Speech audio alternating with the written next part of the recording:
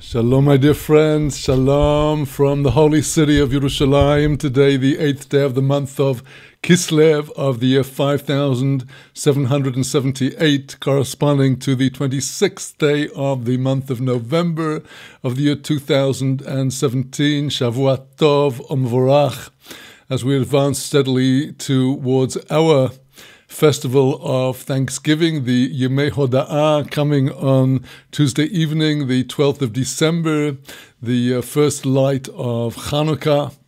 And our dear friends in the United States of America are, of course, today celebrating the Thanksgiving weekend, which for some involves different activities. For others, they have extra leisure for some Torah study. And for those joining me today and for those who will be listening, then let us advance now to our beautiful studies that we have today coming up, continuing with the letters of Aleph Bet, learning today the NUN Peshuta, the form of the letter NUN as it is written at the end of words in the Torah scroll, the Tefillin and the Mezuzah. Then we shall be coming to one of the most beautiful and inspiring passages of Shir HaShirim today, followed by further studies in the teachings of Rabbi Nachman of Breslev from Likutei Moran, Part 1, Teaching 33, Who is the person that desires life? So with that, my dear friends, let us now turn to our study of the letter Nun in the Aleph Bet.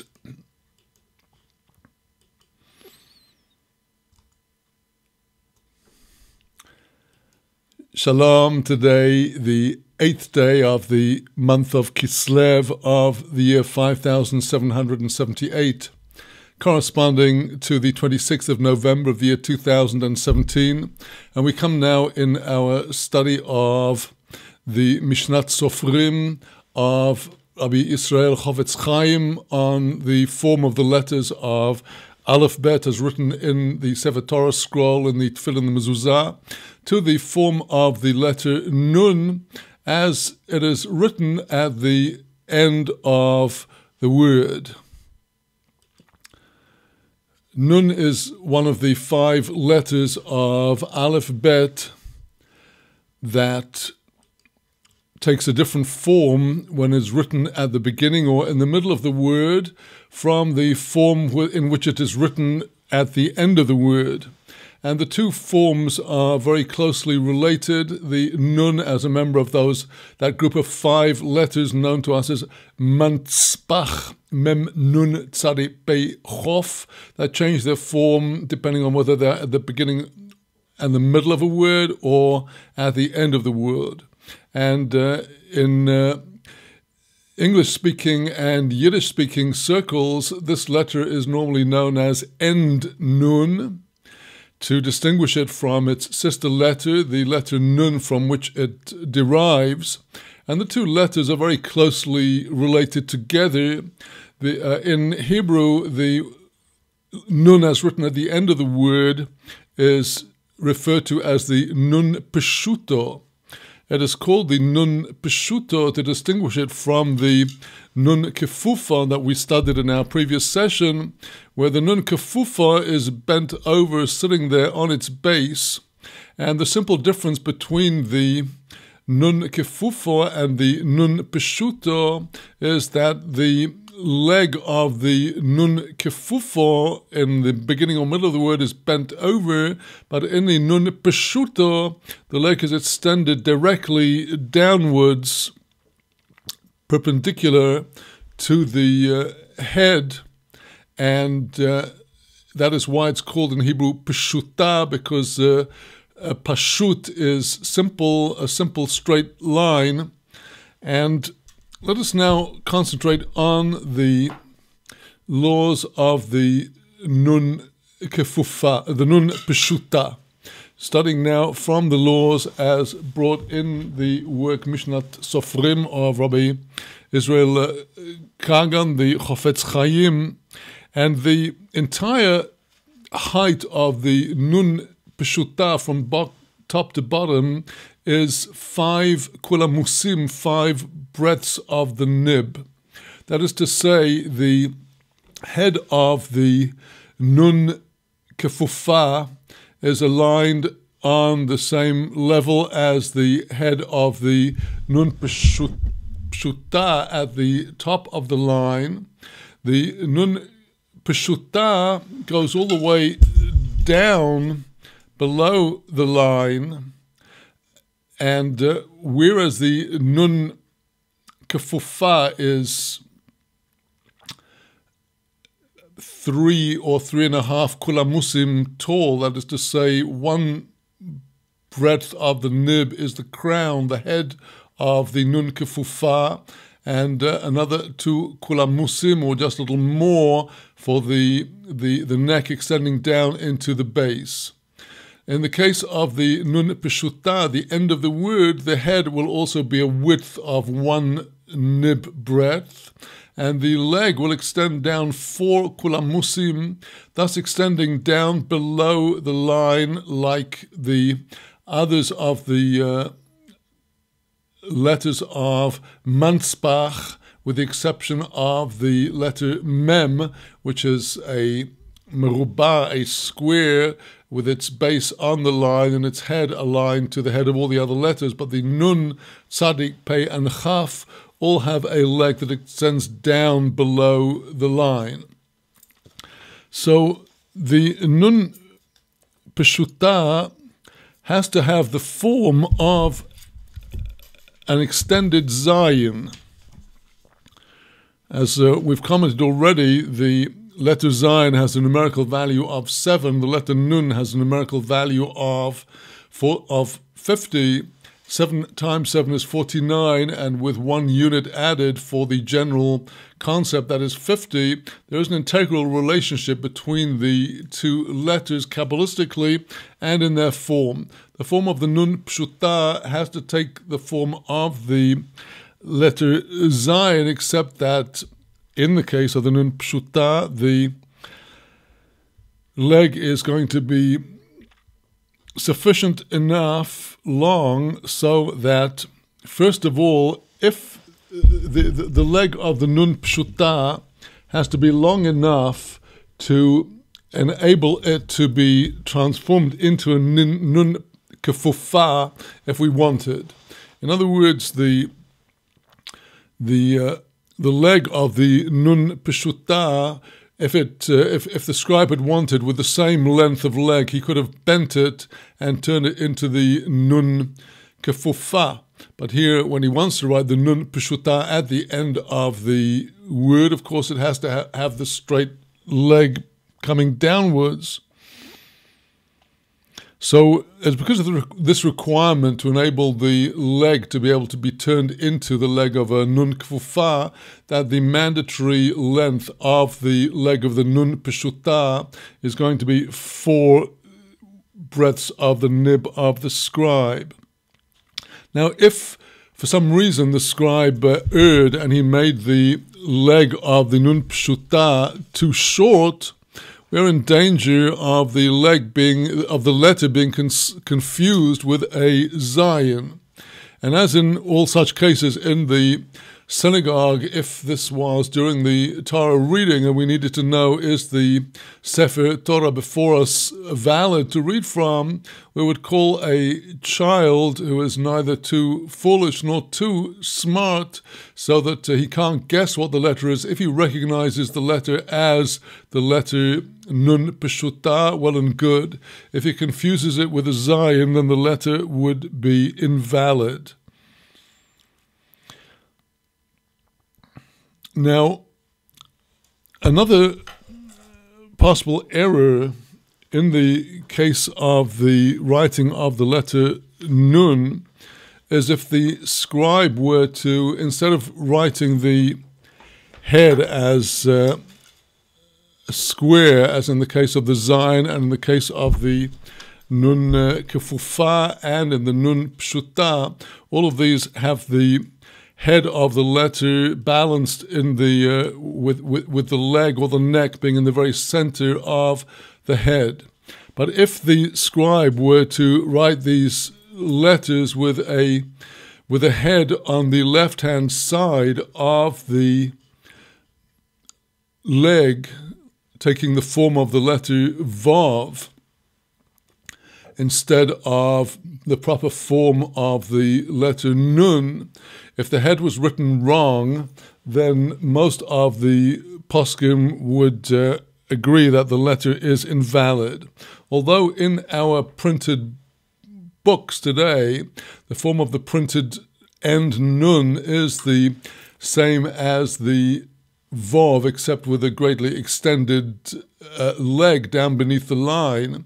Nevertheless, in Sefer Torah, Tefillin, and Mezuzah, the correct form of the Nun Peshuta, the end Nun, is with the head squared, standing on the center of the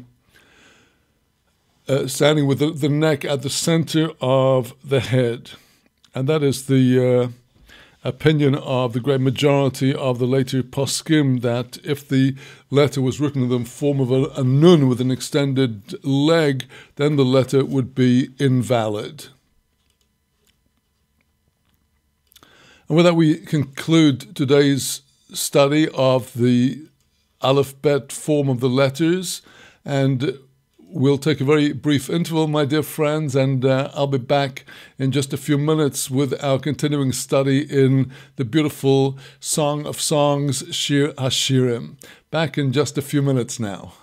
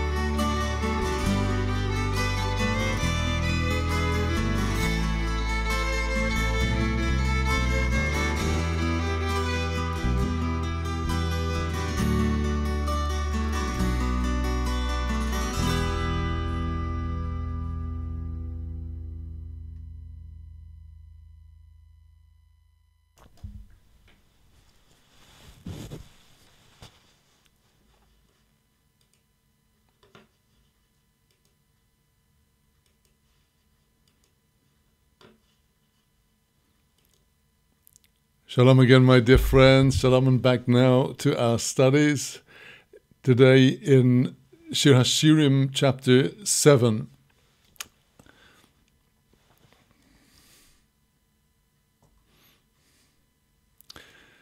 Shalom, today the 8th day of the month of Kislev of the year 5778, corresponding to the 26th of November of the year 2017.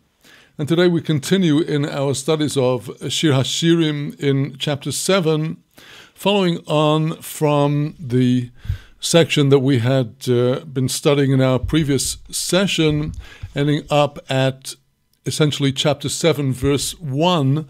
And after chapter 7, verse 1, from the beginning of chapter 7, verse 2, for the next several verses, there ensues the very beautiful praise of the beloved.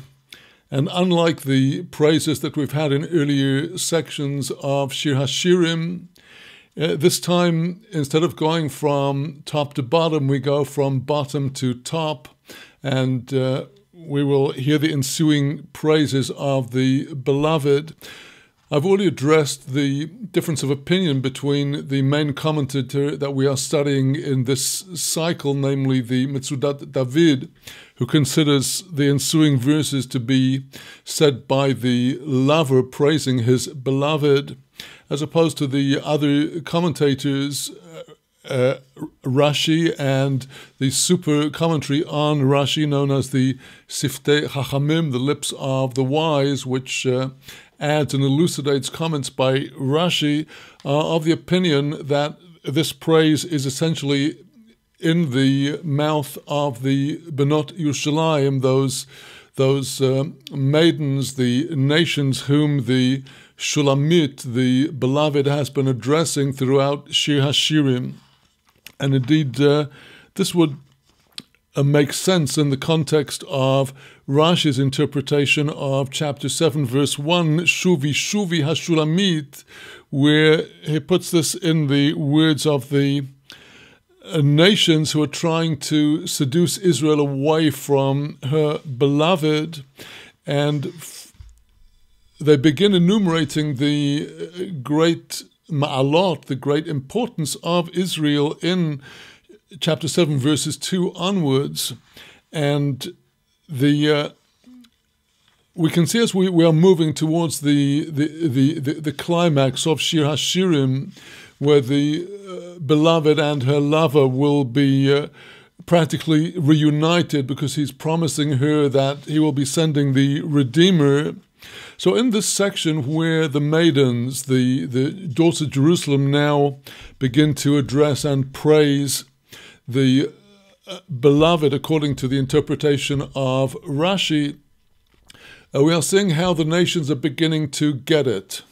They begin to understand the uniqueness of Israel and her greatness, and begin to evoke this through successive depictions of Israel in her state of glory, which is in the state of the rebuilding of the temple, when Israel are going up to the temple for the festivals, and where they have their leaders, their king, their priests, their prophets, and in a way, the praises in the coming section of chapter 7, verses 2 onwards, differ from the previous praises, the many praises given by the lover to his beloved, where he calls her his dove, his companion, and his sister, many other terms of endearment, and praises her enchanting feminine beauty.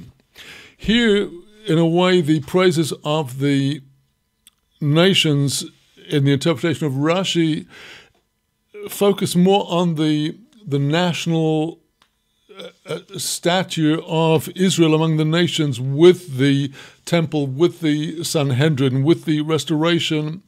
And this will lead us to the ensuing sections at the end of chapter 7 into chapter 8 of the confessions of mutual fidelity between the lover and the beloved. And with that, let us go now into the basic Hebrew text of Shir HaShirim, chapter 7, starting at verse 2. Ma yofu v'omayich bana'olim basnodiv. Ma yofu, how very beautiful. Pa'amoyach are your footsteps. Bana'olim, in your shoes. Bas Nodiv, the daughter of the noble one. Hamuke Yerechayich, kemo halaim. Hamuke Yerechayich, the curves of your thighs are like halaim, they are like we shall have occasion looking at the commentators to discuss what exactly is the allusion in this word halaim, which in its simple meaning would be translated as an ornament. They're like ornaments. Maaseh yedei omon, they are the work of the hands of the craftsman, alluding to the master craftsman of the universe who crafted Jerusalem with the pipes leading from the temple altar downwards towards the Teham, the waters of the deep, to which Israel would pour the libations of wine and water on the altar. These chalaim, these hollows, are the work of the master craftsman. Continuing with the praise of her, Shorerech Agan Hasahar. Proceeding upwards, we had the feet, your footsteps and your shoes. We had the hamuke irechayich, the curves of your thighs. We go up now, Shorerech, your abdomen, your belly. Agan Hasahar is like a bowl in the shape of the moon, the rounded moon. Al yechsa hamozeg, there shall not be lacking the finely blended wine there. Bitneich aremas chitin, the beten, a higher level of the abdomen is like aremas chitin. It's like a pile of freshly harvested wheat. Sugo bashushanim, this pile of wheat is bounded by a boundary of flowers, of beautiful lilies. Going up further, up a form, shnei shodaich kshnei aforim te'ome tzivia. A praise we've had earlier, shnei shodaich, your two breasts, kshnei aforim, they're like two Bambis, two child deers, or the ibexes, te'ome tzivia, the twins of the tzvia, the twins of the female deer. Going up now, Tzavorech kemigdal hashein, your neck is like a tower of ivory. Einaich breichois b'cheshbon, your eyes are like fountains. B'cheshbon, in its most simple surface meaning, would appear to refer to fountains of a certain place by the name of Cheshbon. As we shall see, these are the fountains of the wisdom of the sages of the Sanhedrin, who calculate the seasons of the year, the tkufot, the movements of the sun and the moon, to calculate when are to be the festivals. Your eyes, the eyes of the community, are like the fountains of Cheshbon, of calculation, al shar bas rabim, by the gate of the daughter of the many. Apeich kemigdal halavonoin. Apeich would normally be the nose. Rashi is not comfortable translating this as the nose, because to have a nose that is long like a tower, in Rashi's view, is not the most beautiful. Rashi relates it to the forehead. Metzudat David does take this, the apech, as your nose, is kemigdal halavonon, like the tower of Lebanon. Tzoifet pnei Damosek, which is looking towards the face of Damascus.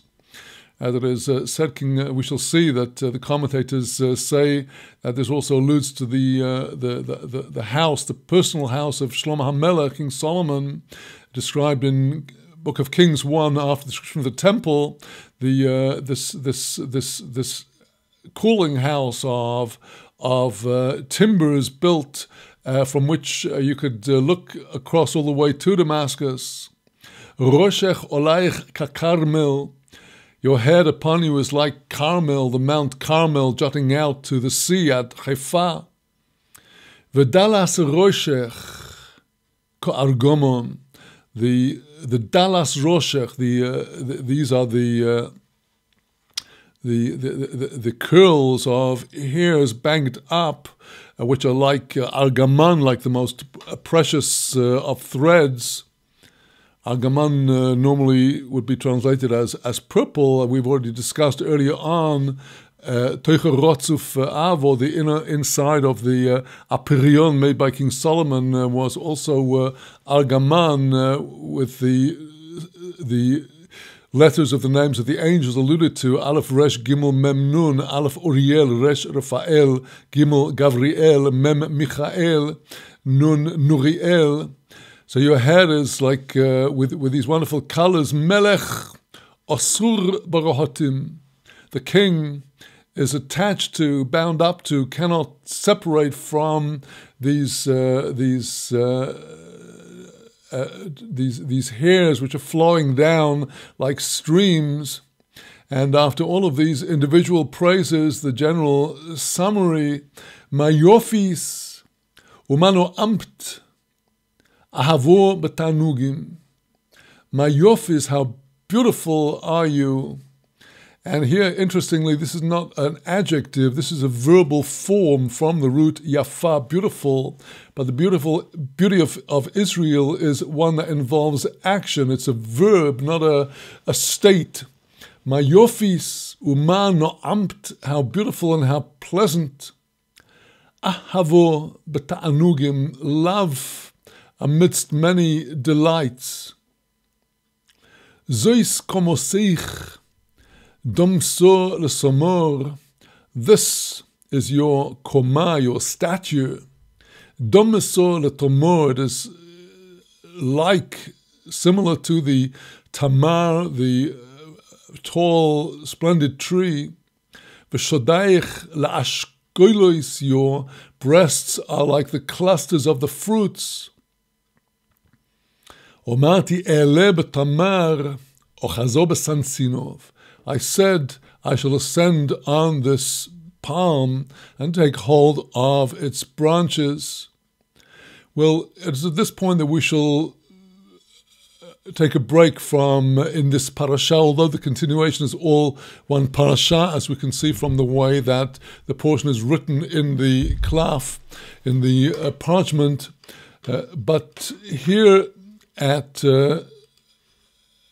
this verse, we shall make a break in order to go into the commentators now, going back then to, here we're pausing in the middle of verse 9, but going back now to verse 2 to take a closer look at the Meforshim, at the commentators on the section of Shir HaShirim. And we should be looking now at the commentary of Metzudat David, but also taking a glance with our eyes at the side on Rashi in order to see the different ways in which this section is being understood by our commentators. So going back now to Shir HaShirim, chapter 7, verse 2, Ma'yofu po amayich bana olam. Again, the verb ma'yofu, a verbal form, not an adjective. Your footsteps, po amayich, the pa'am. The word pa'am can refer to a time, because the times are marked by the pa'am, by the beat of the bell, the clang of the bell, and the feet marching up of the pilgrims to Jerusalem. These are the pa'amayich, 3 times in the year. Says the Metzudat David, this too is of the words of the beloved, Hachashuk, that is to say, her lover. He's promising her now, telling her, you, Bat Nadiv, you the daughter of the generous noble one, that is Abraham, our father, the patriarch, the founder of the people, who was the first of the nations to dedicate himself to Hashem Yisborach, the Almighty God. You are his daughter. How very beautiful are your feet, your legs, when they are in the shoes that are perfectly fitted to them according to the measure of the feet. So the shoe is neither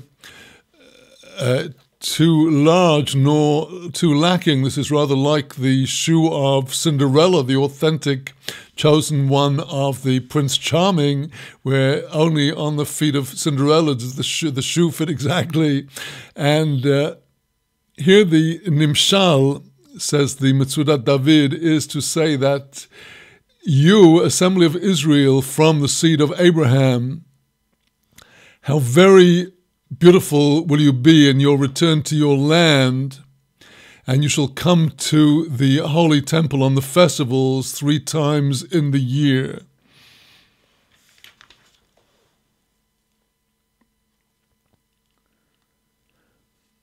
Well, this is agreed by Rashi also on the on the portion, although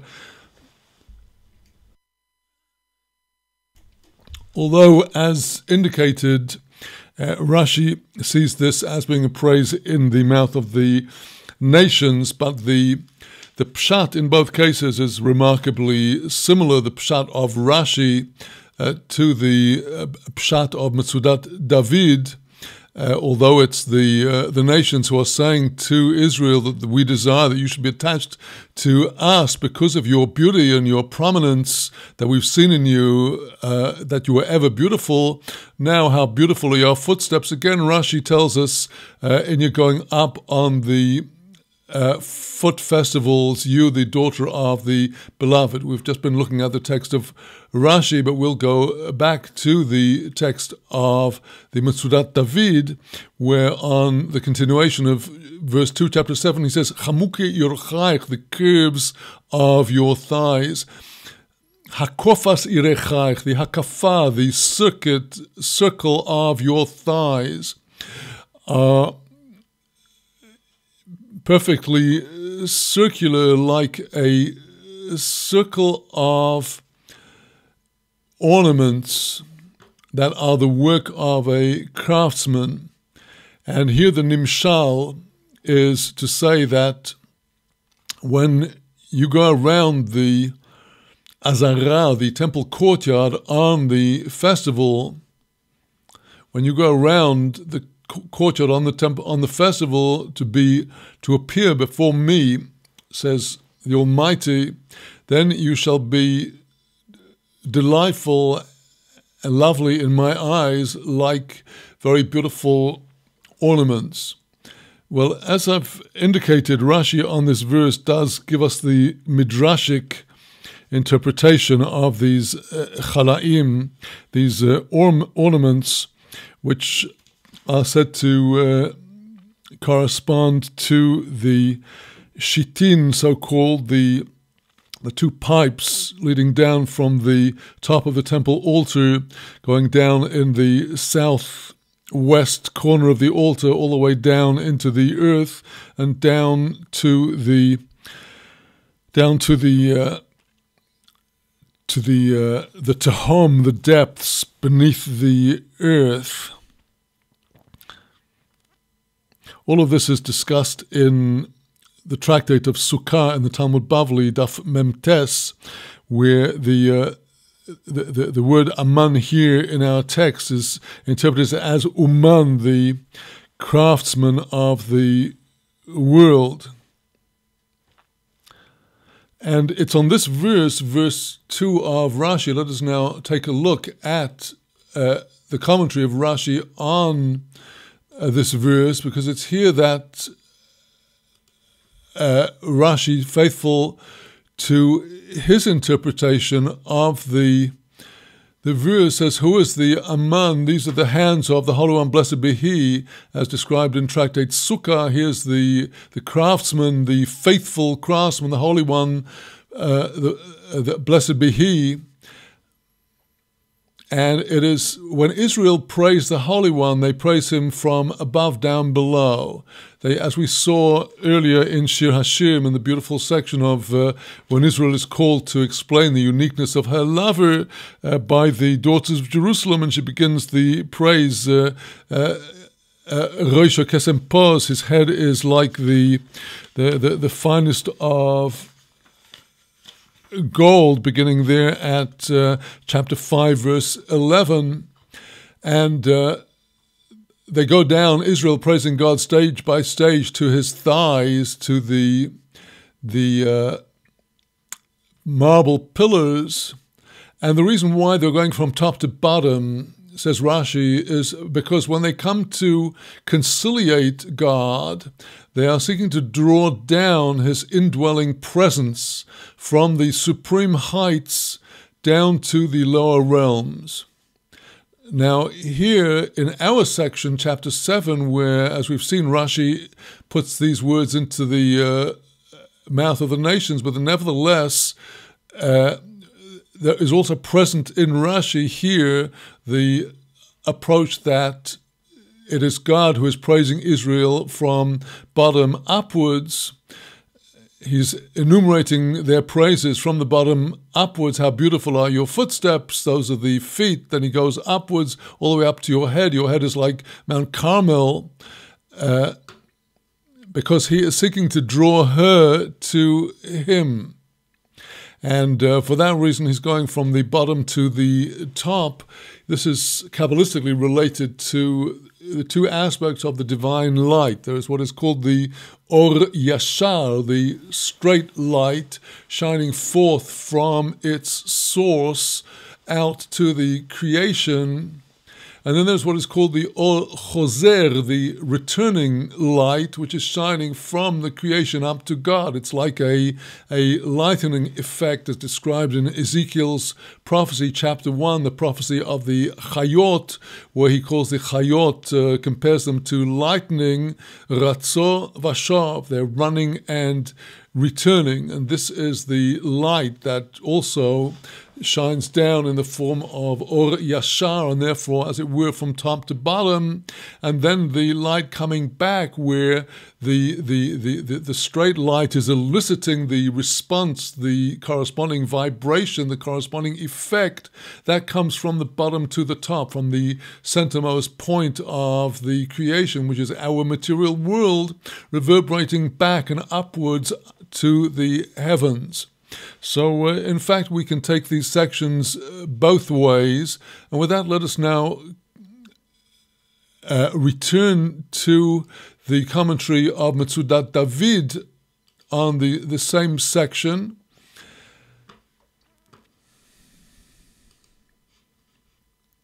Chapter 7, verse 3. Shorerech, says the Metzudat David, this is a taburech, your center point, the umbilical cord is attached to the baby, what we call the belly button. Shorerech, ye ogul ka'agana ogul k'musa yorech. It is circular, like a circular vessel that is in the form of the moon. There should not be lacking the blended wine, because the tabur, the belly, is a place of abundant moisture, and this is the moisture that is the very source of the moistures that nourish the body, as we see from the embryo in the mother's womb, that all the moistures flow into the rest of the body of the baby through the belly. That is why the praise here is that the mazeg, the fine blend of the moistures, the moisture will not ever be lacking. And it is like a vessel, a goblet that is never lacking in blended wine. And here the Nimshal is referring to the hashpa'ah, the flow of blessing that is surrounding and encompassing and ever continuously surrounding Israel, that this flow of blessing shall never be interrupted at any time. And the reason why the remez, the illusion, comes with the sharar, with the umbilical with a belly button is because it's via the umbilical cord that comes the nourishment of the embryo in the womb of the mother. And then the praise continues, Bitnech aremas chitim, your belly, your abdomen is like the pile of the wheat. Your belly will be beautiful and have the fragrant odor of a bundle of the sheaves of the stalks of the wheat that are encompassed by a fence of flowers, and all of them are bringing up a beautiful, good fragrance. And here the Nimshal refers to your belly that is full of abundance, like the kernels of a pile of wheat, and all of them are encompassed by hedges and fences of great charm and beauty. And the reference here is to the souls of Israel, each one of Israel encompassing him and herself with self-imposed boundaries in order to keep themselves faithful to the path of God without ever stumbling into any prohibition.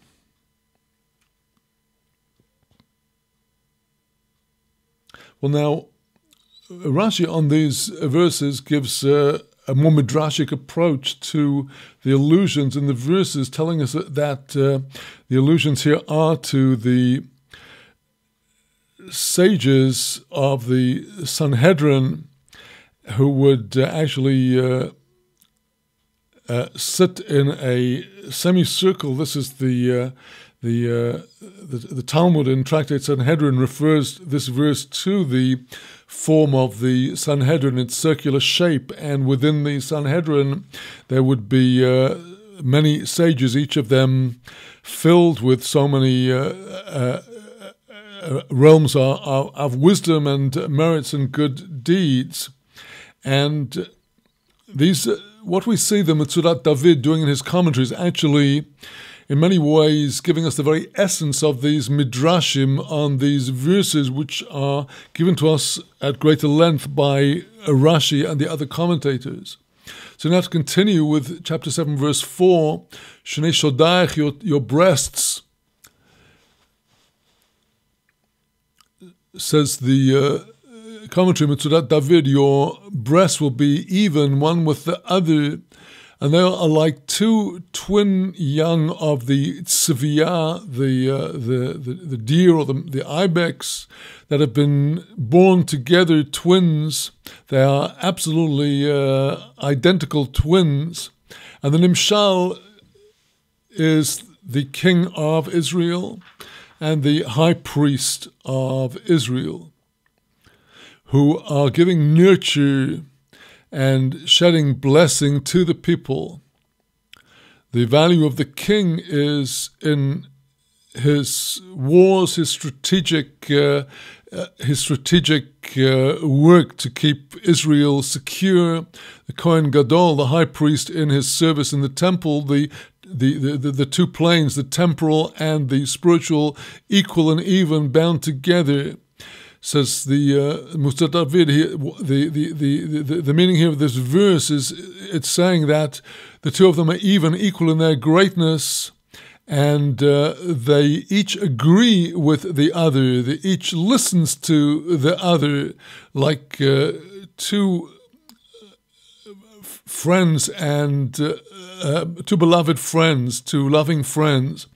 We do see in the Second Temple period terrible struggles between the kings and the high priests, and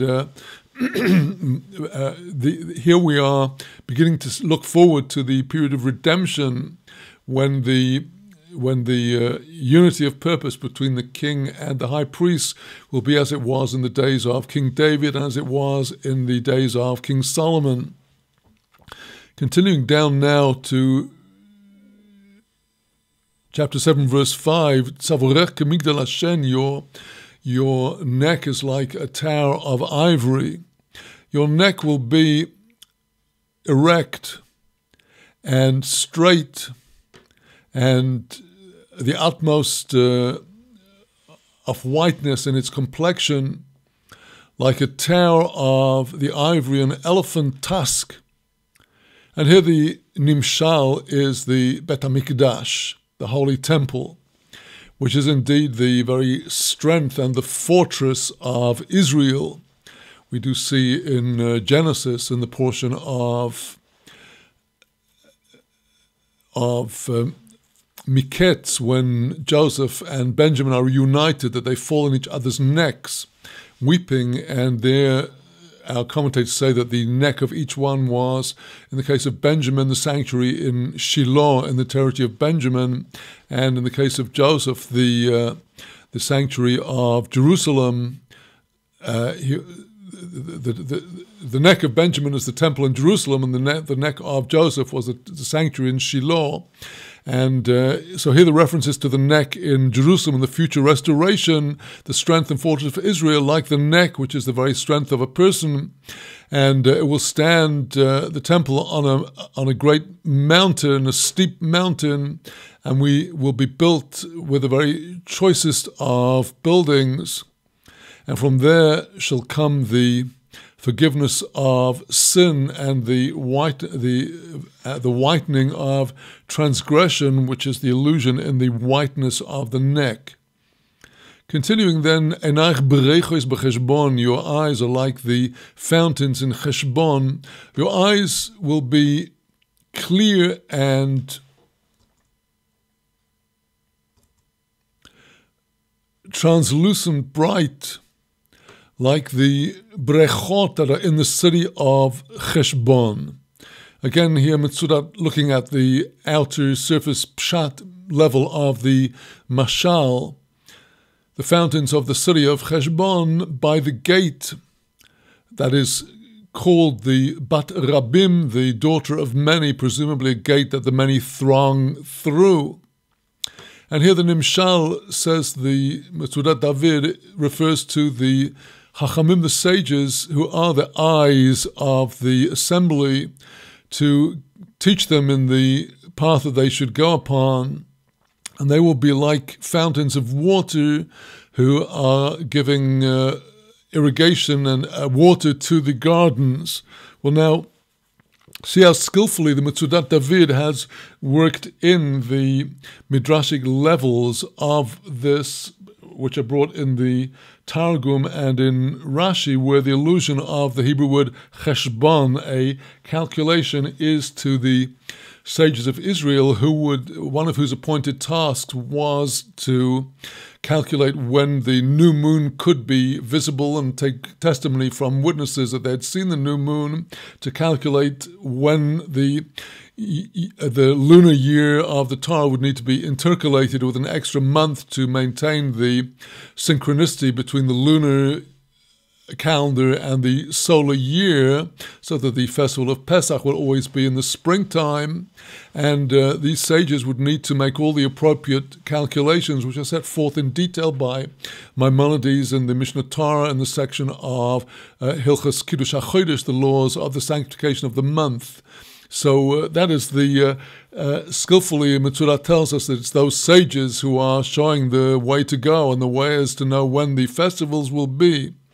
Continuing then with the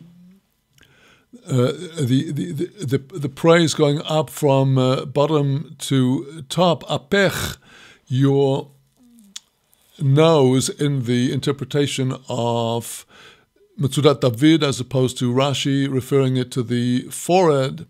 Here says Metzudat David, your nose will be beautifully, finely straight, without any kind of crookedness, like a tower that stands in the forest of Lebanon, which looks to the face of Damascus, which is directly facing it up to the north. And that tower, that building, was built with perfect symmetry and straightness. The Nimshal refers to the shofet, the judge, that will be in those days, the coming days of restoration, where the judge will be an exemplar, taking the form of the very face of the generation, the true face of the judge of Israel, restored like a Samuel, just like the chotam, the nose, that is the essential, the very essence of the face. We know that according to the laws of identification of a deceased person, if the person was injured and the nose was not there, you cannot recognize the face. The nose is one of the central points for identifying whose face it is, and the nose of Israel represented by the leader of the generation, and this actually agrees with the Kabbalistic view that Melech Mashiach is identified with the aspect of the nose, the aspect of Reach, as we find in Isaiah chapter 11. And although Rashi refers it to a higher level, but the leader of Israel, the judge, will be Miushar, who will be straight without any crookedness, like this great tower. Continuing then to chapter 7, verse 6, your head is upon you like the Carmel. Your head that is upon you will stand erect and will be beautifully rounded like Mount Carmel, there, the bulwark of northern Israel, Haifa. The Nimshal comes to tell us that the Shekhinah, who is the divine indwelling presence, who is the head that is upon you, shall take the appearance of Har Carmel, the Mount Carmel.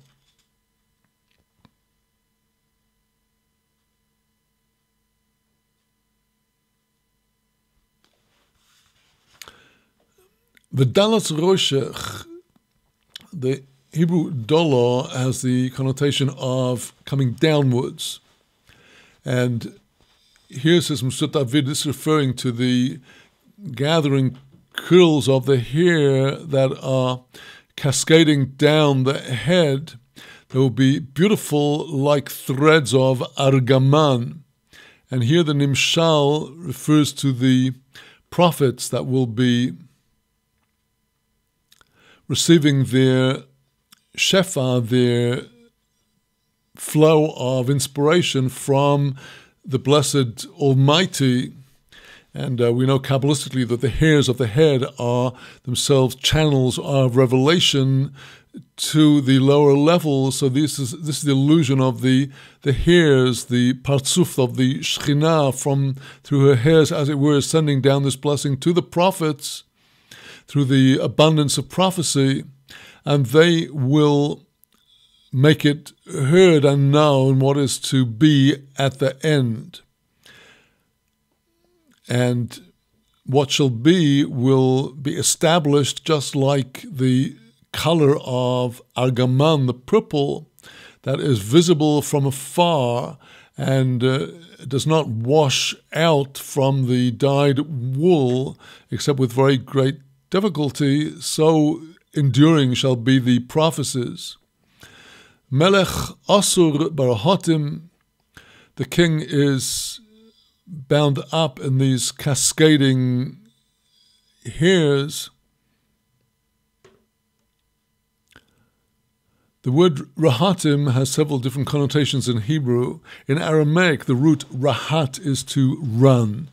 We have in the portion of Vayetze in Genesis where the rahatim refers to the channels for the giving water to the flocks by Jacob.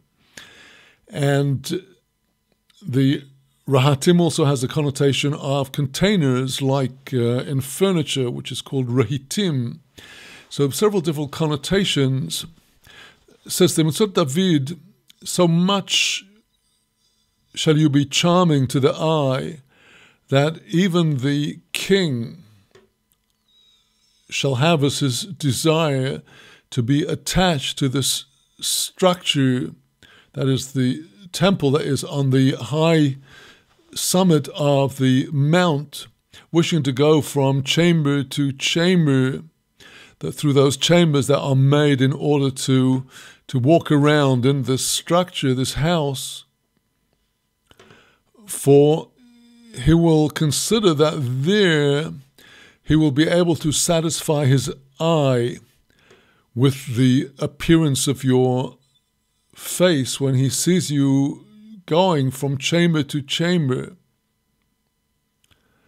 And here the Nimshal says the Metzudat David is that to say that the Almighty, blessed be He, shall then be, as it were, attached to the structures of the holy temple, his house, for he shall never again be turning away, never again cause his presence to turn away from there. So that is the connotation of the Hebrew word asur, where it's normally translated when we're talking about halacha as forbidden, but here it is the very concept of what is forbidden in the Torah is that which is not allowed to be partaken of because it is tied up to the unholy side. So the essential connotation of asur is that of being bound to. And we have in Genesis, in Jacob's blessing to Judah, Osri Lagefen, he binds his donkey to the vine, and so here the king is bound to these channels of blessing made up of the temple house through which he sends blessing to Israel. And then verse 7 of chapter 7, Mayofisu mano amt. This is really the overall summary of this section before we go into the section from chapter 7 verse 8 about the height of the stature of the palm and his desire to attach himself to her. But here in verse 7 we come to a summation of the previous sections. Mayofis, how very beautiful you are, how very beautiful and pleasant, and what love shall be joined with great delight. For as for now, while I am still separated from you, because we are still in the final exile here as we advance towards the climax of Shir HaShirim, looking forward to the redemption. But as of now, after this praise of Israel yearning, looking forward to the redemption, he says, as of now that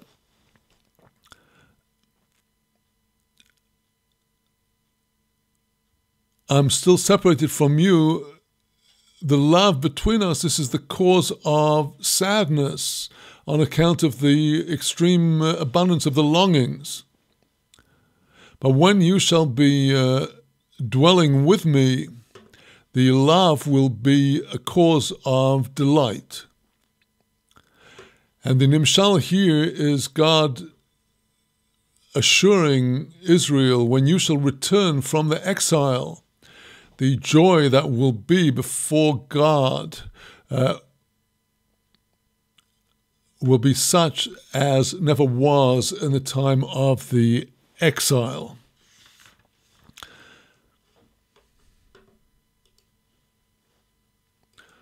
So with that, we will conclude our studies of Shir HaShirim for today.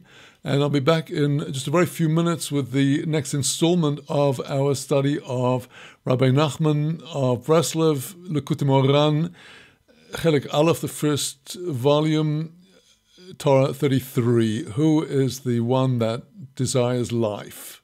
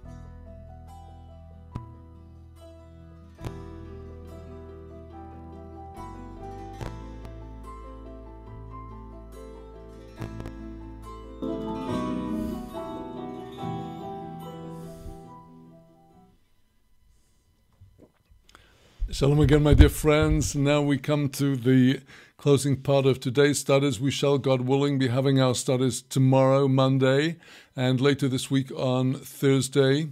And as we look towards Hanukkah, we are looking now towards completing our first circuit of Shir HaShirim. I would like to put a question to you, my dear friends. We, at the outset, had considered studying Shir HaShirim, going through twice over, once with the commentary of Metzudat David as being our main focus, and followed by the a second circuit in which we would look more carefully at the Targum and Rashi and Midrashim, and that is one option before us to, after completing Shir HaShirim, which I expect we would do this circuit in a couple of weeks' time, to then go back again over the whole with a more careful look at the rather lengthy commentaries of the Targum Yonatan and of Rashi. The other option being to, we can never leave Shir HaShirim. It's a work that I return to, thank God, bli neder every Shabbat. But the second option would be, at this stage, to look to the prophets, as I have promised for some time, and my own choice with the prophets as a way of beginning would be to look at some of the 12 shorter prophets, the Turei Asar, and I have a number of ideas on that. I would very much welcome some feedback from you, whether we would go to a second round of Shir HaShirim with Targum and Rashi, or whether we might consider leaving Shir HaShirim for the moment in our depth studies and going to the Trei Asar. So leaving that question for you to think, and please do give me feedback. But let us now go on to our studies for today of Likutei Moharan.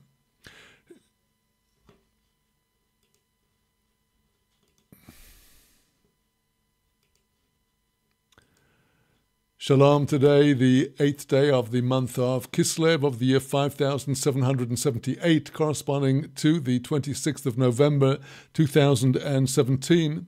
And we continue today with our studies of Likutei Moharan in Chelek Aleph, the first part of the 2 volumes in the original Hebrew printing in Torah Lamed Gimel, lesson 33. And now, going forward with the Hebrew text from where we had left it in the middle of Rabbi Nachman's explanation to us of the levels within levels, the levels garbed within other levels. On this journey, he's taking us to the inner and concealed levels. And he had already evoked in the previous section,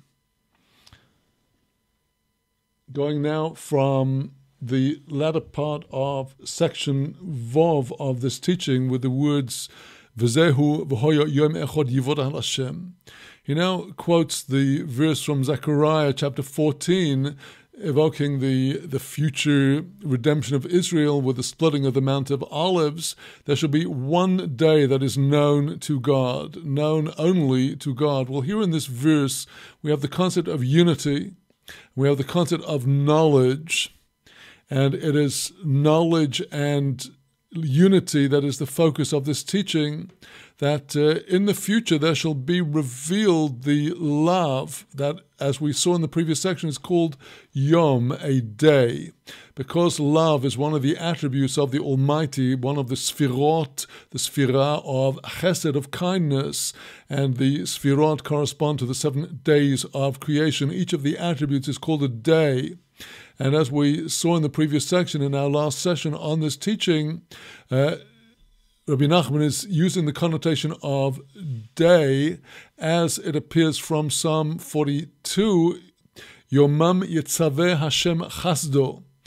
There in the Psalms, King David is looking forward to the day when God shall command his kindness, when the blessing sent down to the world will be his kindness, and that is the love and kindness that is to be revealed in time to come. Defines Rabbi Nachman now. What is this? Hainu ha-Torah hapnimius shehoyoso tzefuna. This kindness that will be revealed is the underlying truth behind the outer appearances and garbs that surround us in the world which we live in. Underneath it all is the Torah, the pnimius, the inner face of the Torah, the esoteric level of Torah that was treasured up. Like it's written in Genesis chapter 1, God saw the light, the initial light of creation, the light of chesed, that it was good. Our rabbis, our blessed memory said, Kitov lignoz, where the verse says that it was good. He said it was good, sufficiently good that it needs to be hidden up away, because it's not fit for the wicked to make use of in this world. And he treasured it up for the righteous in the world to come. The light of this Torah, the world in its present form, is not worthy to use that light. The Torah itself is called Tov, pure goodness. Like it says, Proverbs chapter 4, Ki lekach tov nosati lochem. I have given you a good lesson, a good portion, a good teaching, and that is referring to the Torah there by the speaker in Proverbs chapter 4. Lekach tov, it's a portion and a choice teaching of goodness. V'nikra or, the Torah is also called light. Moshe Kosev, written in Proverbs chapter 6, but Torah or, the Torah there is explicitly called light. Continues Rabbi Nachman in a very important development in this teaching. V'yesh gam kein tzadikim shehem tzefunim u'mustorim. There are also tzadikim, there are also righteous, that are hidden away and concealed. She'ein ha'olam kedai l'shtamesh bohem, that the world is not worthy to use them. So here a most important association between the concealed esoteric Torah and the concealed tzaddik. People may think they should go to the Torah for advice about their business, their health, their marriage, their children, and other worldly things, but the true goal of the hidden tzaddik yesod olam is to bring people to know God.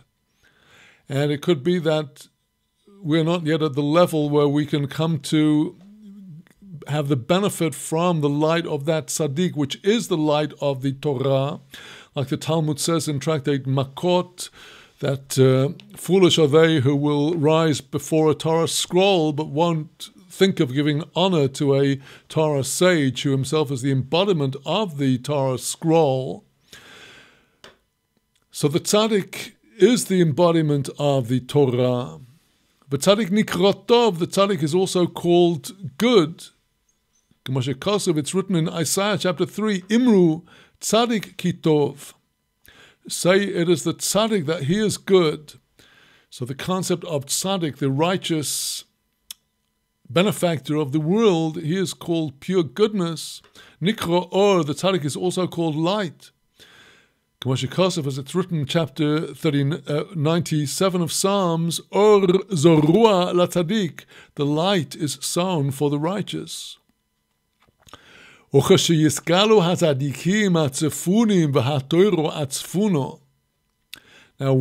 the tzaddikim that are hidden away, when they shall be revealed, and when the Torah that is hidden away shall be revealed. Again, identifying these two levels, the teaching we shall be receiving is the teaching we shall receive from Melech Mashiach, who will be the embodiment of all the hidden tzaddikim, So when that light, that level of Torah and that tzaddik shall be revealed, then there shall be revealed abundant peace in the world. That all of the opposites shall be joined together. As it's written in the evocation of the time of Mashiach, the wolf will dwell with the lamb. For then shall be revealed to the world the love that is in the high level of das, knowledge and awareness of God. This love that is contained within da'at, which is the level that we must rise to and aspire to, this level of love, that is described as that day known to God, as in the verse in Zechariah chapter 14. That is the day, that is the attribute of love that should be revealed on that day of redemption, the day known to God, when God, the knowledge of God shall spread in the world. That love which is accessible through the attribute of da'at, which is the subject both of this teaching and of the teaching we learned previously, Likutei Moharan, Chelik Aleph Torah Tedvov, teaching 15 on the Or Aganuz, and we are dealing with related concepts here. This love in da'at, Asher hu lo yom v'lo laylo, this cannot be called neither day nor night. Hanu avo azoisi lemalo mi'azman ulemalo min hamidois. This love, which will be revealed to the world in the time of the revelation of Moshiach, this love is beyond time and beyond the attributes that are revealed in the world as we know it today. And in the following sections, Rabbi Nachman will start to set forth the pathway he's giving to regular people to ascend level by level to this exalted level. And with that, my dear friends, we come to an end of our Kollel studies for today. With the help of God, I hope to be back here at the same time tomorrow. To those celebrating the wonderful festival of Thanksgiving in the United States of America, I would like to express my feelings of being with you in these times of reflection on the many mercies and goodnesses of God. Each day in our morning prayer service, we recite Psalm 100, which is the Psalm of Thanksgiving. So we need to be aware of the importance of Thanksgiving every day. I will not be giving a Shavua Tov hookup this week. I do hope, God willing, to continue next week. So that's it for today, my dear friends. I wish you shalom from the holy city of Jerusalem, and look forward to being back with you, God willing, tomorrow at 1600 hours Israel time, and hope that our transmissions are now proceeding smoothly to all locations. Shalom from Jerusalem, Shavua Tov, and Hemshech Yom Tov and Laila Tov, wherever you are. Shalom.